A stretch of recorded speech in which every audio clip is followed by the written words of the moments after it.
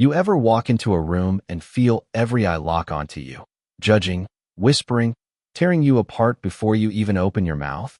That's what happened to Sarah Mitchell, a woman who stepped into the fanciest Veterans Gala in downtown Atlanta like she was walking into a lion's den. Nobody knew her, but they sure thought they had her figured out. Her faded jeans, scuffed boots, a plain gray tee with 3 beat-up medals pinned to it, looking like they'd been through hell and back. The place was all glitz crystal chandeliers, marble floors, the kind of spot where politicians and big shots sip overpriced wine and pat each other's egos. Sarah, though, she didn't fit. Her dark hair hung loose, brushing the collar of her shirt, and she carried this worn-out canvas bag, clutching it like it held her whole life. The crowd noticed her right away. How could they not? She stuck out like a sore thumb, and they didn't waste time letting her know it. "Who's she kidding with those medals?" some guy in a tailored suit muttered, loud enough for his buddies to chuckle. His name was Greg, a real estate mogul who loved the sound of his own voice. "Bet she got those on eBay," he sneered, sipping his bourbon, his eyes glinting with that kind of smugness you just want to wipe off. Sarah didn't flinch. She found a seat in the back, tucked against the wall, and set her bag on her lap, her hands steady, like she was used to being stared at. But the whispers kept coming. A woman in a sparkly red dress, Lydia, some hotshot lawyer with a smile sharper than a knife, sauntered over, her heels clicking like she owned the place.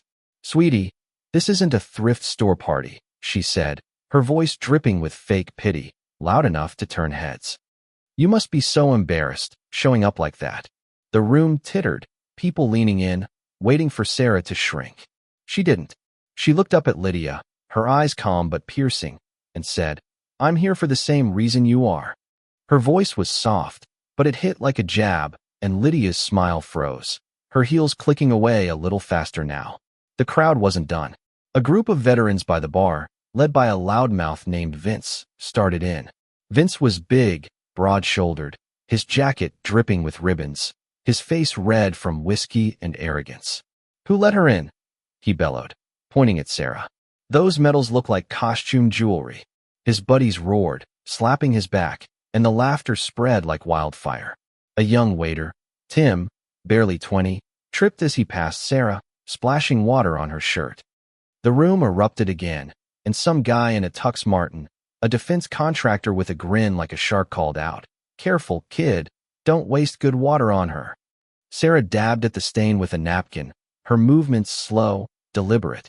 She looked at Tim, who was stammering an apology, and said, "It's just a shirt." Her voice was quiet, but it cut through the noise, and the kid's face relaxed, just for a second. The insults kept coming, though, sharper now, meaner. A woman in pearls, Clara, leaned over to her friend, her voice carrying. "She's making a mockery of real heroes," she said, her tone polished but vicious. Sarah's fingers tightened on her bag, her nails pressing into the fabric, but her face stayed calm. She took a sip of water, set the glass down with a faint clink, and said, "Respect's earned, not worn." Clara's smile twitched, and the group around her went quiet, their eyes darting away. Then there was Mike, a retired colonel, his chest a wall of polished medals, standing by a pillar with a scotch in hand. He snorted, loud enough to turn heads. "She's an insult to every soldier here," he said, raising his glass like he was toasting his own cleverness. The crowd clapped, egging him on. Sarah's jaw tightened, just a fraction, but she didn't look at him.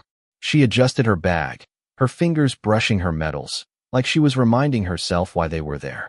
Across the room, an older man watched her. Colonel James Harper, his uniform faded but crisp, like he'd worn it with pride for decades. He'd seen Sarah walk in, noticed the way she'd saluted the flag at the entrance, quick and subtle, like it was second nature. Most people missed it. He didn't. His eyes narrowed, studying her medal, scratched, dull but real. He stepped closer, ignoring the whispers, and gave her a nod, sharp and respectful. The crowd caught it, and heads turned.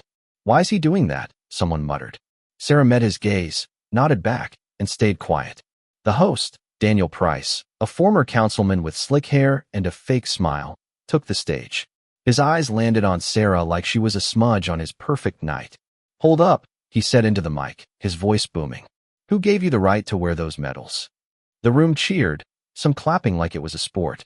A reporter, Nate, with a cheap suit and a smug grin, leaned forward. "Another fake hero," he said, loud enough for the cameras. "This is gonna be good." Sarah's bag caught on her chair, and a small, faded card slipped out, a military ID. Clara grabbed it, holding it up like evidence. "A D-class ID? Really?" She laughed, handing it to Daniel. He tossed it on the table, sneering. "Fake IDs are a dime a dozen." Sarah reached for it, tucked it away, her face blank, like their noise didn't touch her. The tension kept building, the crowd getting bolder. Daniel leaned into the mic. "If you're legit, prove it. Get up here." A veteran in a blazer, Tom, shouted. "She doesn't know what those medals mean." A woman in a glittery dress yelled, "Stop disgracing us." Sarah stood, her boots squeaking on the marble floor. She didn't go to the stage. Instead, she walked to a display table, medals, certificates, a folded flag. She unclipped her medals, one by one, and set them down, their scratches catching the light. "These belong here," she said, her voice low but clear, slicing through the room. Daniel's mouth opened, then closed. Then, sirens. Low at first, then screaming. The doors burst open, and Secret Service agents stormed in, all business. The room froze. The President of the United States walked in, his eyes locked on Sarah. He crossed the room, stopped in front of her, and saluted. "Welcome back, Captain Mitchell," he said, his voice steady. "This country owes you 3 times over." The room went dead silent. Daniel's mic slipped, nearly hitting the floor. Vince stared at his shoes, his face burning. Clara clutched her purse, her knuckles white. Nate fumbled his camera, his hands shaking. The president turned to the crowd, his face hard. "No one here has the right to question the woman who saved my life. Correct the record. Never forget her name." The applause that followed was tense, like they were trying to undo their shame. Sarah shook his hand, pinned her medals back on, and grabbed her bag. She walked out, her steps steady, the crowd parting like she was untouchable. Outside, the sunlight hit her face, her boots soft on the pavement. She didn't look back. Years ago, she'd stood on a desert road, dust in her lungs, a radio crackling with orders. She'd moved fast, her hands steady, saving lives while bullets flew. That's who she was, not the woman they mocked, but the one who'd faced fire and walked away. The gala became a story people whispered about, a woman nobody believed, a president who didn't need to say much. Sarah didn't go back to those events. She didn't need to. Her name lived in quiet rooms where real power moved. The fallout hit hard. Daniel's career tanked, no more contracts, just a curt email.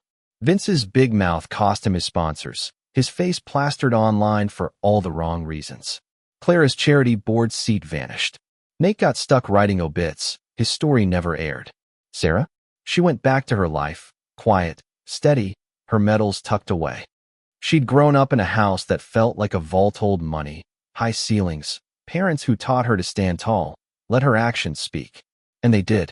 You've been there, haven't you? The whispers, the stares, people thinking they've got you pegged. You kept going, didn't you? Sarah's proof you don't need to scream to be heard. You just stand there, and the world catches up. So what do you think? Was the crowd just cruel, or were they scared of someone who didn't fit their mold? Drop a comment. Tell me your story, wherever you faced judgment, and how'd you walk through it. Hit that like button, share this, and subscribe to keep these real, raw stories coming.